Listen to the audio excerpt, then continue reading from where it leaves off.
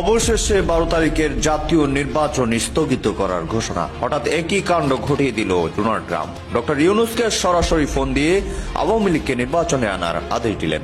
ভয়ানকভাবে বিপদের মুখে ডক্টর ইউনূস। আওয়ামী লীগকে নির্বাচনে না আনলে নির্বাচন একেবারে বন্ধ করে দেওয়ার হুমকি দিয়েছে যুক্তরাষ্ট্র।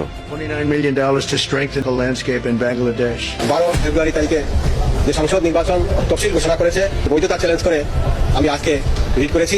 অন্তর্বর্তীকালীন সরকারের মাধ্যমে নির্বাচন সংবিধানেও নাই, আপিলতেও নাই। নবনিযুক্ত অ্যাটর্নি জেনারেল এবং নির্বাচন কমিশনের যিনি সিনিয়র সচিব রয়েছেন তাদের দুজনের মাঝে এই বৈঠকটি রয়েছে।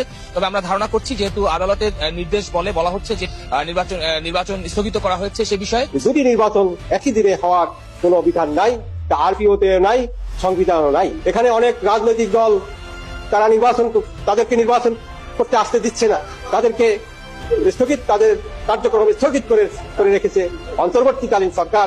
কোনো অবস্থাতেই কোনো আইনেই নাই নির্বাচন পরিচালনা করা। এদিকে আওয়ামী লীগের জন্য বড় খুশির সংবাদ হতে চলেছে আজকের নির্বাচন সম্পর্কে গুরুত্বপূর্ণ সংবাদ।